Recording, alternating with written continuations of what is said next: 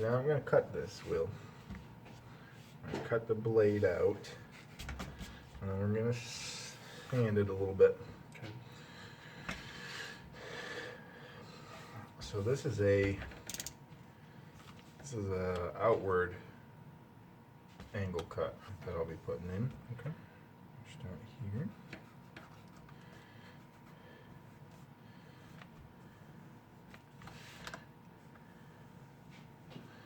And I'm kind of watching the blade down here so that I can see that it's cutting in the middle, right? So the blade's coming out of where the two foam sheets meet. Okay. And I'm also following the top line at the same time. Yeah. Again, it's not super precise because you're doing it by hand and eyeball.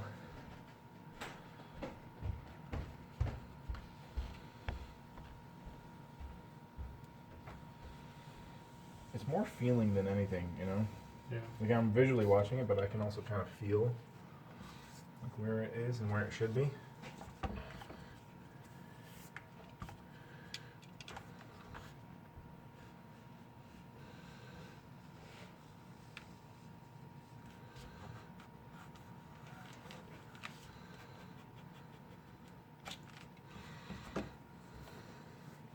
So yeah, this would all be dust. Oh, we are dusty in the wind.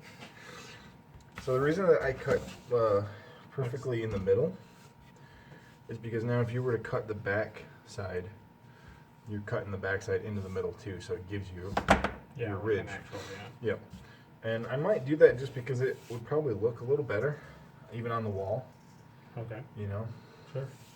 Because if this is hanging on the wall, like, that looks sharp, but you can see the back. I see. So I'll just do that quickly. Oh, Yeah.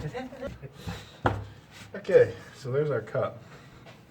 And you can see just by cutting, it already kind of starting to take shape. I wish you had just a little bit of red paint, because I'd be like, oh, what's this? Oh! Oh, that is sharp. Yeah, we can do that. No, that's fine. I was just saying. Right now, when you said, Yeah. yeah, it looks pretty good, I'd be like, yeah, it does. Oh! Oh, Jesus. You gotta warn someone. Yeah, looks good. How do you feel about sanding with Dremel too? Yeah. That's This part is of the- one. This is part one of of the like goal. the final, like detailing steps. Okay. Not to like don't get worried about it, but this is one of those things where if you make a mistake, you just have to work it a little bit, you know, Okay. because it can become permanent, you know, Irreversible. and iridescent. Bioluminescent.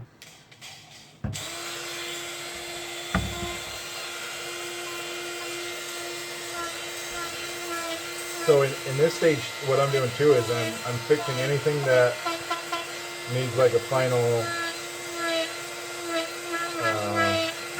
sanding, you know.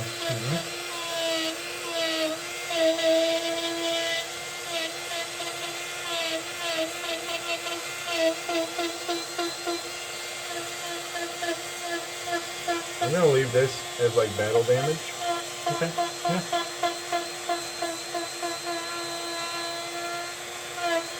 To the said toe. That's our signature. Yeah. Thank you. I was like, are you sure you want to be doing that? I think.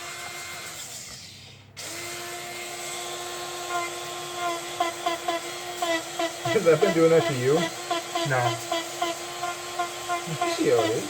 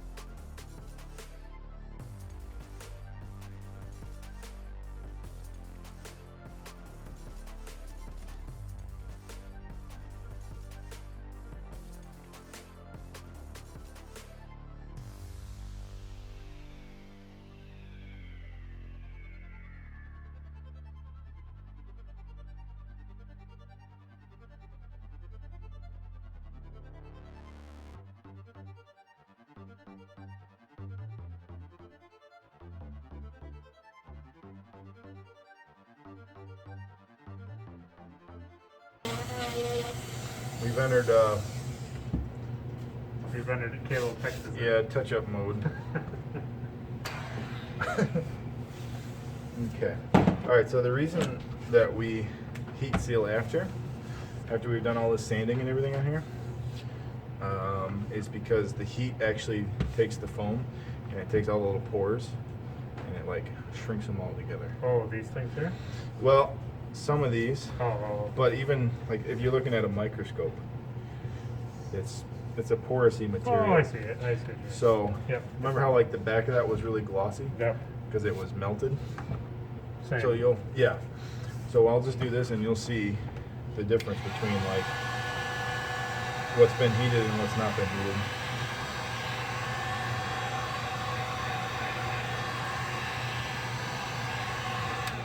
Oh, you know what? Yep. Yes. Because I have seen it on your other stuff. Yeah. This is what your like finished product looks like. Yep. Okay. I So never just- would have thought that, but I see it. So just that little heat there, it will gloss this up.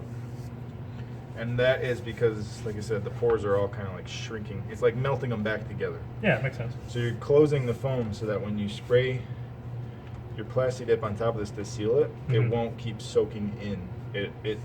It'll soak It'll in, just actually paint on but this. it'll actually stick in on top. And the only time I use the heat gun is if I'm doing like a cut with a knife, and that will like separate it and open it up. Oh, okay. That's why I do like panels and stuff like that. But the other thing that is nice is that areas like this where you've sanded, Yeah. you can kind of heat up like that, and you can kind of rub it a little bit like this, and that'll take some of the grit, some of I see the it. texture out of it from the sanding. That's cool. Yeah, so this right here looks way smoother It does. than even this, Yep. you know? Yep. So it's just another way of really making sure that you're... Fascinating. Yeah, it's cool. That's why foam is such a cool material, because it's versatile and you can use it for a lot of things. And if you wanted to get crazy, you could heat this and you could sand this again with like higher grit, and you could really soften this out. But usually what I'm doing, I'm pretty happy with. The way Yeah. that is.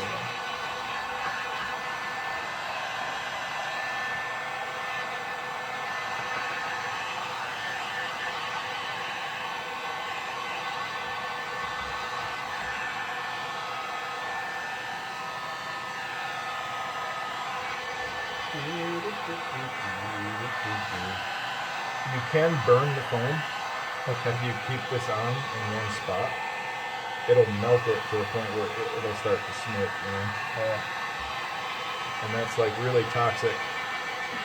Sure, yeah. It's like really bad to breathe it in. So I'm just gonna give that a quick. Yeah. But see how it's glossier? Yeah. So that'll give you an overall like smoother finish. So even like your paint will be shinier because it's a smoother surface. Cool.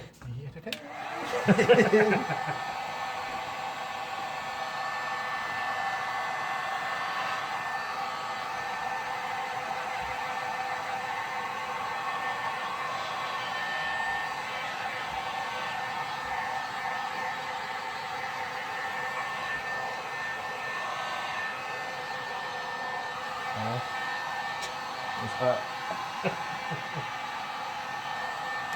Now, you know what's cool, and I don't know if you can see it, Yeah. but as you were doing it, I could see Yeah. it was like changing in color. Yeah. It's like the heat waves coming. Yeah.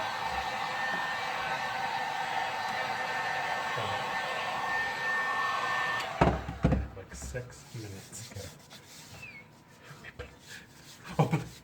Yep. All right, so now we're gonna plasti dip. We're gonna plasti dip the blade to seal it. So go ahead, Will. Start plasti dipping. Beautiful. So I always put a light coat on first, and I end up putting like 3 to 4 coats on. So your first coat won't it won't look jet black, right? Because it's kind of a thinner coat. I'm sure, like the. Yeah. So like that's good for your first coat on this wrapping. It's just a light, and then by the time you do 3-4 coats, it'll be completely black.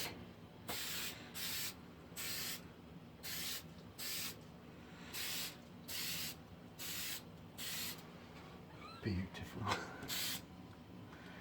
Good. Okay, so quick update here. Will and I put 4 coats of Plasti Dip on this bat lift here, and you can see how just how nice that looks with a coat, 4 or 5 coats of Plasti Dip. So now what I'm going to do is I'm going to spray on a light coat of this Rust-Oleum metallic. Just going to give it a quick spray.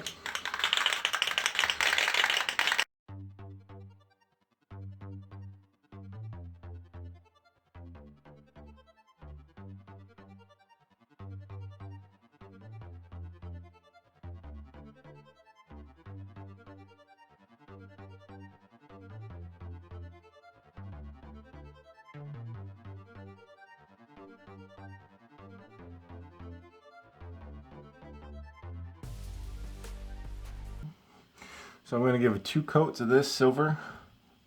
Nice light coat first, and then I'll put another second light coat on after that. And then I'll see. Okay, so when you were gone, I sprayed this silver to get it ready. I see that. Yeah. It looks pretty sweet though, doesn't it? It does look really sweet. Shiny. It's got a pretty nice sheen I mean, to it's it. a really nice sheen. Yeah. For just paint, you know, just spray paint. That's good to me. So you want to leave his is pretty much shiny like that all the time, right? It's not like weathered and No. Okay. Great. That makes our job so much easier. Yeah, he doesn't. So all we're gonna do, basically to finish this baby, is we're gonna paint the leather wraps. Okay. So to start off, I got this burnt umber. I'll give it a good dark coat of this first, probably 2 coats of this. Oh yeah. Okay. And then we'll do a little bit of dry brushing with some raw sienna. And all this does is you just, I'll show you when we get to it, but when you dry brush, you barely put any paint on your brush. Okay. You just kind of lightly touch it, and it just makes these ridges, like the edges of these, look Just like stand out. worn down. Oh, leather wears. Well, The yeah. edges wear. So how I like to paint, because you could buy a palette and you could pour this out, but I feel like anytime I pour paint out, I always waste it. So I just use the cap, and I put a little bit of paint in the cap, and then I paint out of the cap. And if you run out, you just put more in. Yeah. Yeah, that's true. Yeah, and it's nice because I feel like a lot of times I'll paint, if I'm mixing colors, obviously I will paint on like a tray or whatever. Yeah. But then, you know, you squirt that out and it comes out all out, and then you're trying to brush it and put it back in the This is how I do a lot of stuff. So I'm going to start on this corner piece here. And then I'll have you paint a little bit. So, obviously, I mean, it's pretty basic, but the only thing that I try to do is, it's just try to get these edges too, you know? Mm-hmm.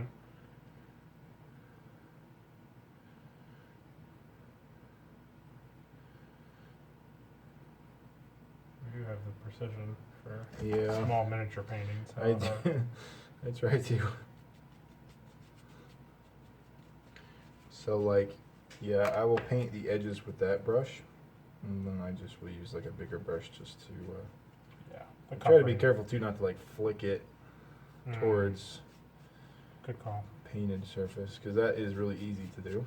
Could you, let's say you didn't really goof, like really badly goof Yeah. up, could you just paint over that again, right, with the other? You probably, yeah, you could. Yeah, you definitely could.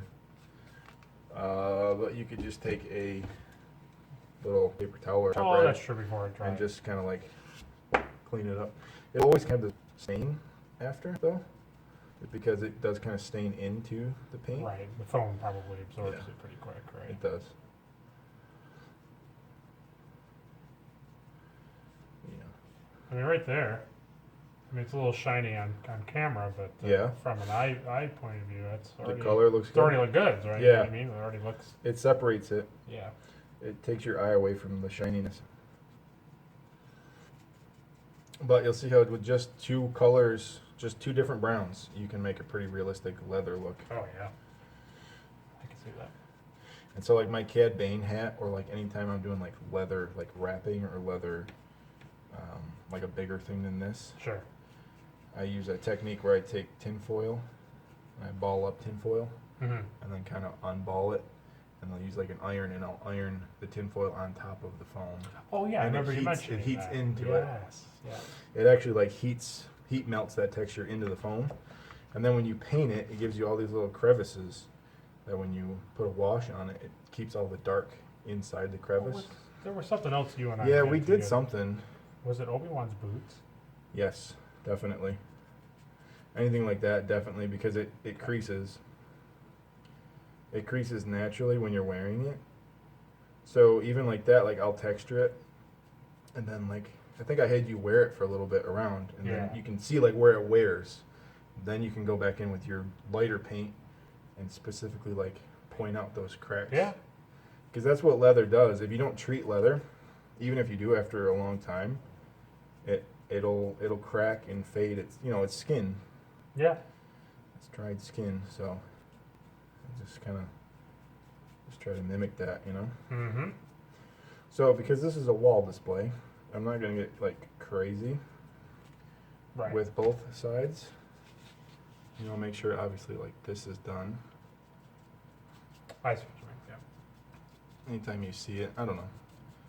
That's up to you. I mean, it's your thing. So if you want to paint both sides, we'll paint both sides.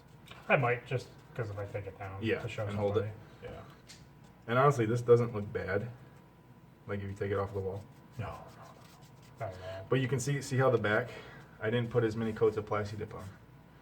So see how that silver is kind of textured? Oh yeah, I do know. So yeah. the silver soaked into the foam more because it wasn't sealed as much. This is probably like 4 coats of Plasti Dip. So that's the difference. So, Wow, yeah. take the time and put a lot of coats on if you want a better metal result, a smoother surface. Yeah, it shows up a little bit on camera. Yeah, So, yeah. okay, good. So, typical of how we've been doing this whole project, right? I tell you, okay, now do this. I showed you how Don't to do use. I showed you how to use the small brush, Yeah. and then of course, like I typically won't switch to a small brush, just because, like, it's more time consuming sometimes Sure. for me, and I kind of have a surgeon's touch. Well, yeah. I mean, you're painting tiny figures like all the time. Yeah. I mean, even before you were doing your diorama, Yeah. you're painting the Dragon Ball guys. And, Yep. You know what I want to do? I want to buy a couple Gundams this winter. I don't know anything about Gundam. I don't watch the show. But those little robot kits are so Yeah. cool. And then you see people like weather them, and they do like, Sure. they'll do like dioramas of them like Crashed being and left stuff. over time, Yeah. and like nature takes back over them. That would be cool. They're so cool. You should do Godzilla versus. that tested thing where they did the sunken city, Oh yeah, but then make it bigger and put the Gundam with thing like in a it. big Gundam head down there. Yeah. That would be cool. That Or would if you be- didn't, if you didn't specifically want to do Gundam, you could pick something else. But sure. I do want to do one of those underwater things. I just am so scared to order all the resin.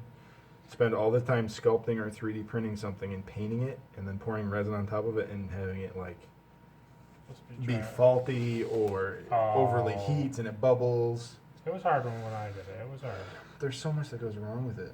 I would almost want to buy a really good resin, which is more money, and then the biggest thing is vacuum chamber. You mix it and you put it in a vacuum chamber and it sucks all the air out of it. Yeah. So when you pour it, it has no air bubbles whatsoever in it. That's really the way to do it. Now you're talking buying resin and an air chamber and an air pump, and Right. it just never ends. That's like when you see these videos on YouTube with these people making dioramas, and they're so good and so detailed, but that's all they do. Or true. They just do dioramas. Yeah. So they have all that equipment like set, you know? Yep. It's kind of hard to do a bunch of stuff. That's why you stay with foam and. Yep. Honestly, I not that it ever stopped me before, but now, like 3D printing, I'm way more inclined to do dioramas because I'm not the one sculpting dinosaurs or little figures, you know? Yeah, especially out of clay. I just, you find stuff on Thingiverse, you put it in the printer file overnight, you wake up in the morning and you got a dinosaur. You got just like, oh, now you just paint it and put it all together. Yeah. So one thing I will do with paint, especially because like we're doing both sides of this, and I don't want my cat to rub off or stuff. I will use the same heat gun that we've been using on low, Okay. and just kind of sweep across and just try to dry it a little bit. It's never going to dry completely, but it's a little better. Nice. Yeah, see how it's kind of drying up a little bit? It's easy to overheat and separate the foam again Okay. and through the paint, that can happen. But if you use it on low and you're just kind of using the warm air to blow over it. I mean, that's nuts with just a little bit of paint. I know. Guys. It does too, right? It just completely changes it. Because even with the way it's heating, and even though it's all that's happening is the chrome color is bleeding through the brown, Yeah. but it gives the brown. It gives it depth. Yeah, but it makes it look looks worn. Other Yeah, it than does. using this, it looks worn in a way. And even like the brush strokes kind of help give Yeah. it texture. We will get rid of those, Yeah. but it does. It's just fascinating that Yeah. a so simple that's- thing like that Yeah. already kind of changes it. That's the thing. Just like I was explaining with like when you're building something, it's all layers. Painting is the same way. A lot of people are intimidated by like painting. So you start the way I paint. People paint different ways. You can do light to dark. I've always done dark to light. It's a lot easier for me to control. It's easier to get even for people who don't paint all the time. You start with your dark color, and then go to your lighter. So like, if you're gonna get crazy, this would be the next one. This is like a syrup brown. Okay. Dry brush on top of this. Separates this from this. It just gives it a different shade. So it's more like shadowing, right? And then you would dry brush with this. And then when I was really done with the paint, then I would take a black watered down wash and wash over it. And it just fills in all the cracks and crevices, make it look like oil has been soaked into the leather in the cracks. Right. Anywhere where you can't like clean, it just helps add shadowing and depth and tells a story. Yeah. So do you want to paint now, or do you want me to put 2 coats of this and get this done? Probably makes more sense to paint all of it, or do we do one handle at a time? What do you think? Paint 1 coat on everything, then paint a 2nd coat on everything? Yeah, I mean. Yeah, we can do that. Okay. You want to paint the middle? Yep. Okay. That way you don't gotta Yeah, right. clean like 15. And dry everything again? Right. And now. I'm just like, once I get to the painting stage, you can see how I'm just like, all right, let's do it. Because like, to me, this is going to go on the wall in an hour. I'm like, I'm at that point where I'm already thinking about the next project. You're like, let's make it happen. I love the painting stage. To me, that's when you can hide any mistakes with paint. You can take something that doesn't look great to begin with, and you can put a great paint job on it and sell it. You can really sell the look of it just with a paint job. So I was gonna say.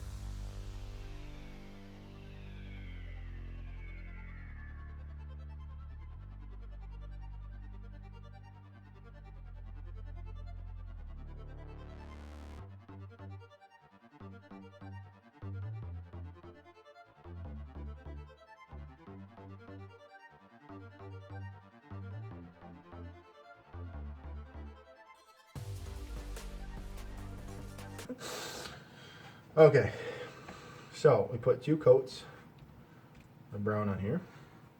So, yeah, like you were saying, just that. Oh, I mean, yeah. it just totally changes the look of it. It really did. So the last step that we're going to do is I'm going to use some of this raw sienna. And I'll show you how I dry brush here. So I got this shop rag. I'm just going to dip there and legitimately just almost get all of that off like that. And then, so see how we wrapped it this way? So like the ridges are going to catch the brush this way. Yep. So I will go this way. And I'm just lightly brushing like that. And it's one of those steps where you can always add more, but you can't add less.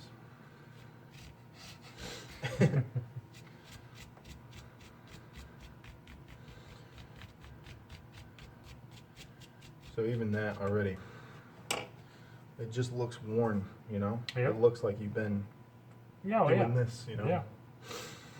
So even like that, to me, I think that's probably enough, right? Yep. Wouldn't you say so? I'd say so. Yeah. I might, when this dries, I might go back through with a little bit heavier and just add a couple little spots is all. Will you end up doing the black to it? I might. Probably not though. Okay. A lot of times if I don't weather the whole thing, I don't. I understand. So the inside of this, to me, it seems like it'd be more worn out. Through your hand and palm and Yeah. Klingon grease. Yeah. Because it's your fingers here Right. are gonna rub this edge, and your palm and your thumb are down here. Even if you're moving, it's the same area. So like I was just saying, so this is dry now. So I will add a little bit of like heavier paint. Okay. Not wipe all of that off, and I'll just kind of do stuff like this.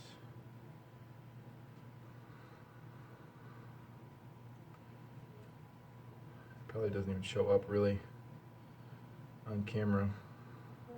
Kind It just adds a deeper color line, you know? So like obviously that was a little too much. I just knock it down. But just that, I mean that looks like leather. Yeah. I might add a little bit here. There, now I'm happy with that. That was nice. Sometimes you can get kind of like, you know, whatever, and just kind of dab. Just add a little bit of, like, Just like a random imperfection. yeah. Right? Yeah. Well, like I don't, Worf doesn't wear a wedding band, but you know that would scratch. But even like fingernails, right? Yeah, your fingernails would scratch. Probably like here where your thumb would be, up here where your fingers are. What That's it does, character, right? it just breaks the surface. It adds like, okay, so these little details, not much, but it makes it look less uniform. It looks more like natural. It's not factory, right? That's Exactly. what we always say. Exactly. It's been in the basement for a minute. Right.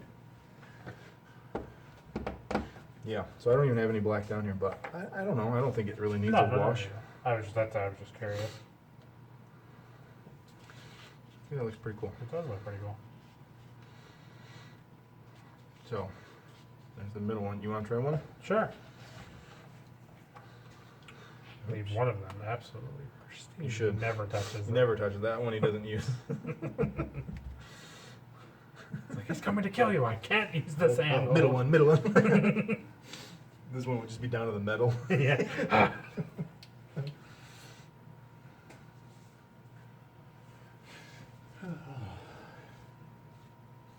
I love painting. It just breathes life, you know, Yep. into the stuff. How did you just get it like this? You can add a little bit more. Oh. Yeah, it's probably soaked in. Yeah, just keep brushing and brushing until it's. You can kind of see when the brush like absorbs.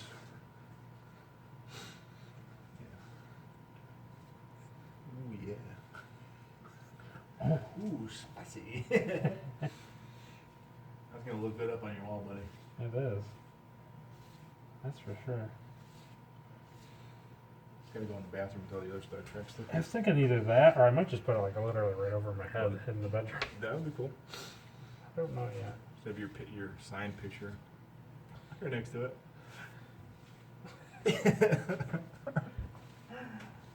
I'll go to some con and Michael Dorn will be there and I'll have him. Ooh. Squeaky. That would be. Yep. That would be cool, dude. I'd be like, my brother-in-law and I made this. I don't know why I'm from London, but I made it. Well, that's probably where you're gonna see him. Oh, jeez. Like I'm never going. I'd love to go to London.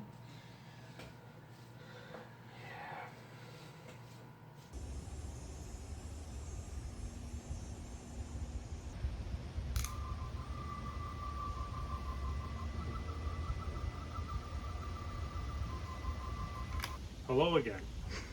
Here we are. It's been a little while since seen me with a prop from the Plastic Underground. It's been a hot minute, right? But this is the completed project. Chrome on it to make it shine and look good and pristine. And then we did little strips, as you saw. We put these for the bindings, handholds, and we painted them to look kind of worn and everything, and it came out really, really well. From a distance, it looks pretty metallic. If I act a certain way, you can give it some like heft to make it look like it's weighted, right? It looks pretty good. No previews. So I'll have you get closer here. And so, yep, all chrome, it's all shiny and metal. We kept these nice beveled edges and tried to smooth it down the best we could, all in here. So it kind of looks like a blade. And then you can see all here, all these little designs, you know, just dirt and grime and wear, just like sweat of grabbing onto it and rotating it. And we did that all the way through. And it'll be a great piece to have just for like a convention or anything of that nature. Just hang up on the wall. It's kind of why we only painted like this side more predominantly to be a display side. It doesn't look bad on this side, but you know, you can see like some where the tape ends are, like where we didn't make it seamlessly match, but that's fine, not a big deal. This is the display side because it's just going up on my wall here at the house, so we didn't have to do anything, you know, super dramatic with both sides. And anything that didn't really come out well, we just left for that side that wasn't displayed. But here it is. So this is the completed Worf's bat'leth from Star Trek The Next Generation. And you've been watching the Plastic Underground. So we're going to ask you to like, comment, and subscribe. And if you want to see more things like this, put it in the comment below so that we can have other buddy builds. Give us some suggestions. I'm sure you'll see me around. You'll see Caleb here in the next video that he's got planned, whatever it is. But keep a lookout for everything and ring that bell for notifications. Don't want to miss a second. All right, thanks for watching.